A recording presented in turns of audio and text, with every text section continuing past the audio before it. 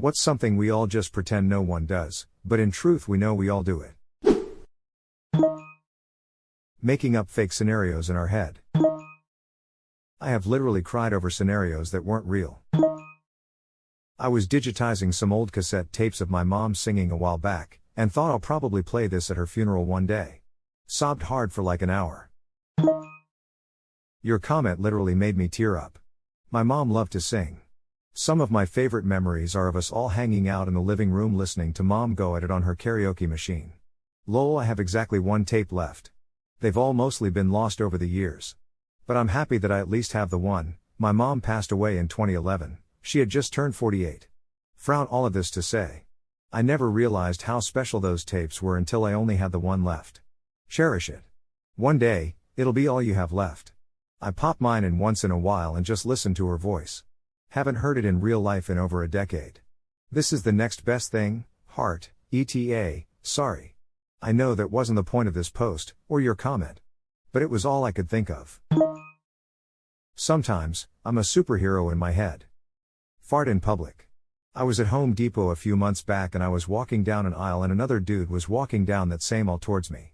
When he realized I would be walking where he just was, his exact words were, "I about just shit my pants right over there, maybe give it a minute before you head that way." I've never been so appreciative towards a complete stranger. That's real looking out for your fellow man right there. We've all been out and unknowingly walked through someone else's fart. Or had someone else walk through ours. Edit, wow. After reading y'all's comments, everything from husbands/wives busting ass in a grocery store line and one leaving the innocent spouse to take the heat, to teachers purposely crop dusting students who are acting a fool, I've realized y'all are some sick and twisted individuals, and I love it, and I'm pretty sure some of you are evil geniuses. To those of you who have commented how gross we are and that you have never popped one off in public, let me apologize on behalf of all of us filthy McNasties. And lastly, to all of you who have fallen victim to the Air biscuit and have suffered trauma because of it, I'm pretty sure this is where some of y'all's origin stories begin. Please remember that there are good people like my Home Depot homie who are doing God's work trying to prevent people from the awful experience of unknowingly walking through and tasting someone else's brand. Simply put, y'all are awesome. 10 years ago my boyfriend and I had just started dating and we decided to take a trip together. We were late to get on our flight, so I ended up sitting in front of him instead of next to him. Southwest, as we taking off I feel my stomach rumble and realize I'm going to have a bad case of the altitudes. I proceed to blow us almost the entire flight. As soon as we get off the plane my boyfriend starts complaining about how someone farted the entire flight. He was so mad and I didn't have the heart to tell him that it was me. Instead I waited to tell him that secret on our 1-year anniversary. We had a good laugh about it and now he calls me Toots. I did this to my husband on a red eye over Thanksgiving. He sleeps like a baby most of the time, so I didn't think he heard me, plus I have ongoing GI issues. We land after the 5-hour flight and he says to me at baggage claim someone kept farting the whole way. I could hear it. I haven't admitted it was me yet, flushed face. Someone did this in church between words in a song. There was a pause in the song followed by someone letting one rip in what can only be described as a shockingly loud, round sound. I tried my best to look ahead and not make eye contact, but I started to get the silent inappropriate giggles a few pews up. I was trying my damnedest to hold it in, but my shoulders were shaking and I had silent tears of laughter running down my face. I was barely holding it in for a half hour till mass ended. It was supposed to be a special moment with my family, but I think I may have ruined it. I asked my mother if she thought they noticed me silently laughing, and she said oh they definitely noticed, which sent me into hysterics in the church parking lot after mass. I remember it all these years later though, so I'd say it's a pretty special memory. Smile. I've been borderline crying with laughter just reading your account of it, so rest assured you're not the only person that would have laughed that hard in that situation. Whenever I fart in public I try to find an empty aisle where no one is even remotely close to in the store. And as soon as I drop the bomb someone just so happens to come waltzing through looking at stuff. When you go into an aisle in the grocery store and you see someone in front of the object you're looking for, so you pretend you're getting something else all while hovering near them waiting for them to leave that area so you can get said object. I told my wife about an experience at Walmart where 3 people were blocking the bulk cheese bags while having a full-blown reunion conversation. It's the cheese section. There was no reaching around the double cart blockade. It's a high-traffic grocery section and deserves some respect. I was too polite to say anything and did a couple of loops until they finished. They were blocking the cheese, plain and simple. This is now a household phrase used when someone's in your way, frequently parroted by my progeny. Stop blocking the cheese. I'm now the butt of an eternal joke. FML. Make snap judgments about people based on their appearance. This could be anything from race, gender, age, clothing, hairstyle, facial appearance, etc. We make these judgments before we have time to think about it. It's almost instant.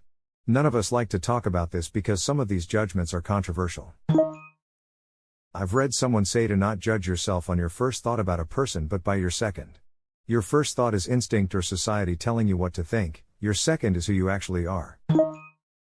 I will die on this hill. It's important to understand that some things are so ingrained you will always have a specific lizard brain reaction, but it's whether you choose to take the minute to think rationally about it that matters. I'm sure there's actually a term for this, but the thing you do when you're upset or hurt and then attribute it to something that feels more respectable to be upset about. Like instead of crying because you're mad that someone forgot your birthday spirals into the long history of wrongs that person has made. Because it's embarrassing to say that you just wanted to be a special boy for a day. Happy birthday, bud. The only word that comes to mind is rationalization. Procrastination. Convincing yourself in your head that everyone around you is doing things perfectly and at full efficiency and expect the same of the people around them. No? Just me? I feel like I'm a moron that is just hiding my uselessness very well. I thought this a lot more when I was younger. I'm in my late 20s now and realizing more and more that people are actually generally fucking idiots and I'm doing just fine. Perfectionism. I know it well. My psychologist said there were 3 kinds of perfectionism. The kind you demand of yourself. The kind you demand of other people. And the kind you assume people demand of you. It's the last that is particularly harmful, and very, very often not true. I have a meeting with my supervisor in a few hours and I've been fretting over the fact I don't feel like I've made anywhere near as much progress on my research as I feel like I should have over the past couple of weeks. This made me feel a lot better about it. I don't know if we all do it, but open a card and pretend not to see cash fall out while reading the card. Haha. Gotta hit M with the I'll write a card. Let's see what it says. Assume you are above average intelligence. I usually assume I'm either the most galaxy-brained human to have ever lived or a complete dumbass. It really depends on the day and on what I'm doing. Just about everyone has an area they're above average in, but nobody can check all the boxes. And since we tend to stay in our little niche, it gives us a warped perception, since we're typically only doing the things we're good at. When I was a younger person, I used to think I was way above average intelligence, but the older I get the dumber I feel. Now I'm sure I was always a dumb shit. Oh well, guess I'll go have a snack and take a nap. I don't just assume. Mama told me I was. It is not the picking of the nose that separates us, but what comes after. My dad, 2015. A. Eat it. B. Put it in a tissue. C. Stick it to nearest hidden surface. D. Flick and let universe decide its fate. When I was a kid/teenager I was D till one day I noticed there was a lot of something weird on my bedroom door next to my computer desk. What is this stuff? Oh my god. What have I done? That feeling when you finally flick the sticky booger off your finger after 7 tries. Realize later it's still stuck to you. How did I know that nose picking would be the first thing on this thread? It was the first thing I thought when I saw the post title lol. I was pleased to see that it is one of the top comments. There's 2 types of people in this world. Nose pickers and liars. Look up words that people use because we don't know the meaning even though we pretend to when they are talking. Like, I know I'm using the word in the right context, but if someone was to ask me what it means, I could not tell them. I took an ADHD screening test and they asked approximately 1 million questions that felt like an IQ test. I'm decent with vocabulary but she hit me with palliate. I left feeling real stupid. Making up conversations in my head before something important. Like I will say this and then the response from other person might be this. Sometimes it can go for 10 to 15 minutes before I snap back to reality. Especially arguments. I can have both sides of an argument with someone all by myself in my own head. Smiley face. This is why I spend so long in the shower lol, just stand there going through potential arguments in my head and how I'd win them. If anyone asks why I was in the shower for 30 minutes though, I'd never say so. Also, the arguments in real life never really go how they did in my head. I'm a lot smarter and wittier when I'm arguing against myself. Scratching your crotch. Winning fake arguments in your head. Hey, it's better than losing a fake argument in your head. I lose arguments in my head all the time. It helps me rethink my perspective. Intrusive thoughts that make us question whether we're secretly psychopaths. The dark ones are a healthy sign though. I ruminate on a certain one I had because it scared me, and my therapist said it's because it's so out of character, that even the thought hurts you more than you could ever hurt them. Yeah. I had an episode one time that lasted for a couple of weeks. I don't know what was going on, but I couldn't get rid of constantly horrific intrusive thoughts. The closest thing I could find online was harmo.cd, but I was 38 years old and never had anything like that at all before then. It was so bad that I pretty much holed up in my basement and barely left. It was constant and I seriously thought I was losing my mind. And then I read something that was meant to help people with harmo.cd. It said everyone has intrusive thoughts, though for normal people they're just fleeting, whereas a person with o.cd will get stuck on them, generally because they're terrified that they might actually act on them, and this can lead the way for a vicious cycle of more intrusive thoughts. If you were actually going to act on those thoughts, they wouldn't be so terrifying to you, so take comfort in knowing that you would never do any of those things. That alone made it completely disappear shortly thereafter, and 3 years later I haven't had anything like that happen again. I still get them, but they're back to just being normal fleeting thoughts. Bruh, thank you for this one. Oh wow. Reading this was weirdly life-affirming. No joke here, this made me realize I may not be alone. Everybody has those. Right? Right? Our brains are association machines. It's not a big deal. It just means we see the possibilities. It just so happens that the possibilities include abhorrent acts like murder. If I recall correctly, this is one of the reasons for the call of the void effect, essentially a desire to jump off of a high place in people who aren't suicidal. I've experienced this before, and it's very strange, kind of a weird mix of associating the edge with both safety and danger lol. I used to stand on the edge of the trampoline as a kid and close my eyes and imagine. What if I'm really standing on the ledge of a building or cliff some 20 plus years in the future? I'm having a psychotic break and just trying to convince myself I'm a kid again, standing on the edge of the trampoline to work up the courage to jump. Then I'd turn around and go back to pretending I was a Ninja Turtle. Friend, check out my new knife. Me in my head, stabby stab stab stab hoo hoo ho hoo. Santa's feeling stabby. When I was in high school and a teacher was talking to me, I had intrusive thoughts of spitting on them. I constantly wondered what was wrong with me. I realized later it was anxiety making up things to mess with me just for funsies. I don't even remember who it was, but there was a nice old lady in my life for a while, and all I can remember about her now is how badly I wanted to punch her in the head. Like just bury my fist in her skull. This was a great person I had a good relationship with, and there was no malice, no hidden dislike. That and checking people's cars on the freeway GTA style. Picking your nose and finding that root boog that feels like it's attached to the base of the brain. One of the best feelings in the world. I just had deviated septum surgery in October. You have no idea the satisfaction of those first few monsters finally working their way out of my slowly healing passages and my nose suddenly feeling wide open. I mean, maybe you do, it's a pretty common procedure. And when pulling it out, it feels like you're unraveling your brain. So satisfying. And when it's in one piece and you have that that's what the insides of my sinuses are shaped like moment. Then one solid blow of your nose and you can breathe so cleanly. Oh my god. I so want another snot root to pull right now. You spend most of your life never appreciating how nice it is to just be able to fucking breath. Right after that nose blow is eye-opening, since it usually comes after a few days of being completely miserably clogged up and sleeping like hot buttered ass. Tell small lies. Particularly to make us and others feel better. I generally try really hard not to lie, but there will be times when I subtly change a number just to make a story sound better. It's a weird compulsion that I can't seem to change, although it only happens probably twice 3 times a year. I know a few people who can't tell a story without the reflex of making it just a bit spicier than it really was. I chalk it up to poetic license. There's a difference between telling a story and rendering a report.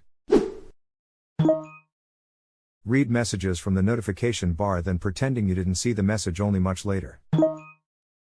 I occasionally turn off my Wi-Fi and data, read the message, close the app, and then turn data/Wi-Fi back on. It seems to work.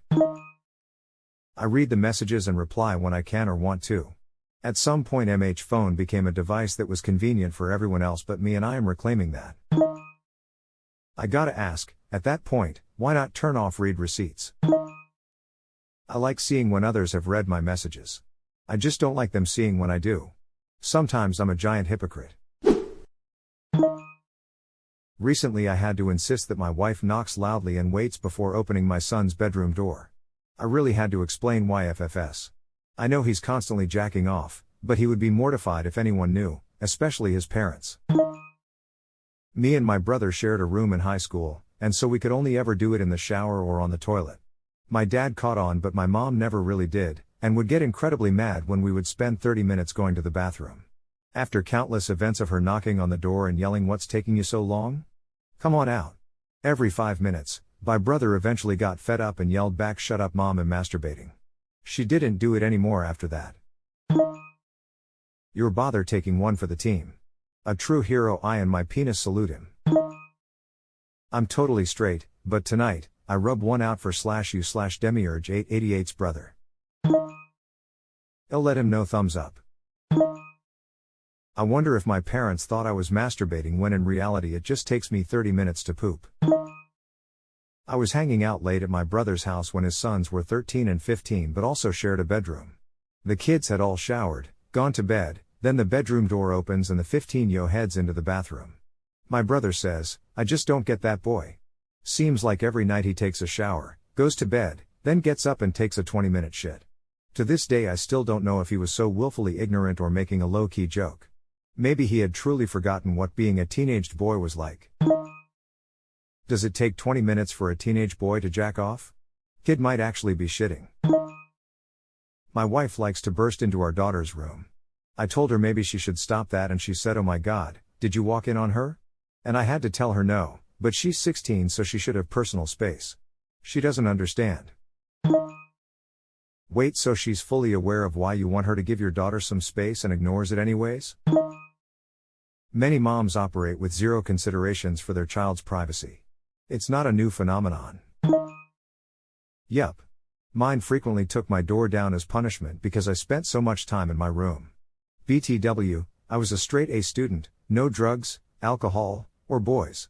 I did all my chores and had a job where I was a reliable, good employee. I was just an introvert reading in there to pass my time in privacy. They were pissed that I wasn't an extrovert like them and my siblings. Yeah, I don't talk to them. My door was never taken because renting, but my mom is such a family extrovert, and I'm very much not. We would have so many fights because she couldn't understand why I wouldn't sit out in the living room and work on homework or essays. I get so easily overstimulated in group settings, and she thought that magically it wouldn't matter because it was family. My mom never seemed to take the hint on this one, even after I put a sign on my door requesting the loud knock and wait. Only thing it changed was going from barging in without warning to a single knock, then letting herself in a split second later. So many times I had to very hastily cover myself and awkwardly hold a conversation pretending everything is normal. My mom does this to my brothers. After chronically barging in with no knocking our whole childhood, I eventually tried to explain the need for privacy. After that she frustratingly switched to doing a quick knock as she opened the door, thus completely defeating the purpose of knocking. They need to just be completely naked with no covers while taking care of business. Will be hard to look your brothers in the eye after she's seen ol' angry one-eyed Willie and his bag of magic beans. Oh Timmy. I'm respecting your privacy by knocking but asserting my authority as your father by coming in anyway. When my nephew was a teen, he'd take like 3 to 4 showers a day. I just pretended I had no clue why. Equals P. I did too, but because I was a stinky teen and knew it, not because I was jacking it. Frown. That and shower time was thinking time for me. Now I'm mortified that my parents thought I was jacking off. Judge other people. Fantasize about doing something / someone you shouldn't. Man, I could just jump off this building, couldn't I? No brain, we do not want to die. Yes, we technically could do that though. It's the Call of the Void. I posted this link under another comment. Call of the Void phenomenon. Jokes on the void, I never answer calls. Just send a text. Driving home in a good mood, looking forward to dinner. My brain, you could just drive over all those people on the sidewalk. Nah, that would ruin dinner plans. Let's just be normal for now. Sometimes it baffles me how easy it is to throw our lives away. I had this intrusive thought this morning. Driving into work, and some major interstates are under construction, with one of the main highways that dumps into the city being reduced to 2 lanes. I thought, if you do it right, you could wreck with that car next to you and completely shut down traffic into downtown. Sure, you might die and kill the other person, but this one, quick, mindless action could significantly impact this entire city. How? Interesting. Significantly impact this entire city. I feel like this is something we should look at more closely as a society. I think a lot of impulsive, crazy decisions people make are because they feel like a small cog in a giant machine in which they feel powerless. There's this urge to impact our environment in sometimes wild ways just to feel a sense of control over this world and our individual lives. Broken link 100. You don't have to shut down an entire city to have an impact. I hear you. You are important and have made an impact on me, if that has any value to you. That was weirdly encouraging, and I appreciate it. There's a name for this. L'appel du vide, or Call of the Void. Interesting how most of the comments are only engaging with the something part and pretty much no one wants to touch the fantasizing about someone you shouldn't part with a 10-foot pole. Guess nobody ever does that. If you like the video, hit that subscribe button for more content. I post every day and I'll see you next time with more stories.